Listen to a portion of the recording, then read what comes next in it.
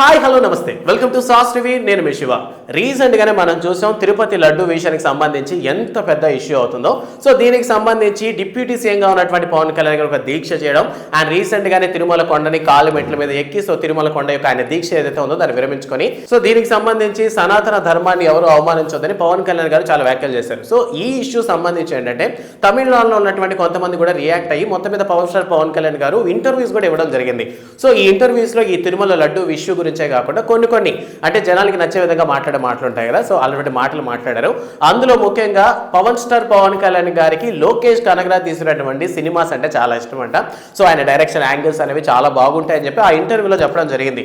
So దీనికి సంబంధించి ఈ వీడియో క్లిప్ ఏదైతే ఉంటుందో పవర్ స్టార్ పవన్ కళ్యాణ్ గారు లోకేష్ కనగరాజ్ని పొగినటువంటి ఈ వీడియో ఏదైతే ఉందో సో వాటిని సోషల్ మీడియాలో చాలా మంది లోకేష్ కనగరాజ్కి ట్యాగ్ చేయడం జరిగింది. సో ఆ వీడియో చూసినటువంటి లోకేష్ కనగరాజ్ సో నా సినిమా అంటే మీకు నిజంగా ఇంత బాగా నచ్చిందా, so power star Pawan Kalyan గారికి ఈ సినిమా ఇంతలా నచ్చడం నాకు చాలా హ్యాపీనెస్ ఇచ్చిందని చెప్పి ఆయన కూడా ఒక మంచి ట్వీట్ అయితే చేశారు. సో ప్రెసెంట్ ఎల్సీయూలో మనం కానీ చూసుకున్నట్టయితే లోకేష్ కనగరాజ్ యూనివర్స్లో వచ్చినటువంటి ఖైదీ సినిమా అన్ఎక్స్పెక్టెడ్గా అంటే ఎటువంటి ఎక్స్పెక్టేషన్స్ లేకపోయినప్పటికీ సూపర్ హిట్ అయింది. అండ్ దాని తర్వాత కమల్ హాసన్ సినిమా అయినటువంటి విక్రమ్ అయితే బ్లాక్ బస్టర్. ఇక భారీ ఎక్స్పెక్టేషన్స్తో వచ్చినటువంటి లియో మాత్రం ఒక మిక్స్డ్ టాక్తో కదిలేసింది.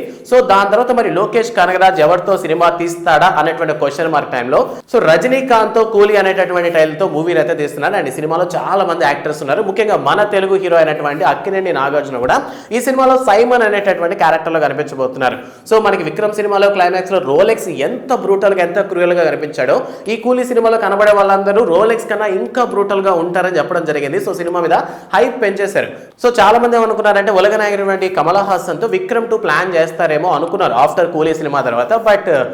బట్ లోకేష్ కనగరాజ్ కమల్ హాసన్ గానే పక్కన పెట్టారంటే ఒక బాలీవుడ్ యాక్టర్ కోసం.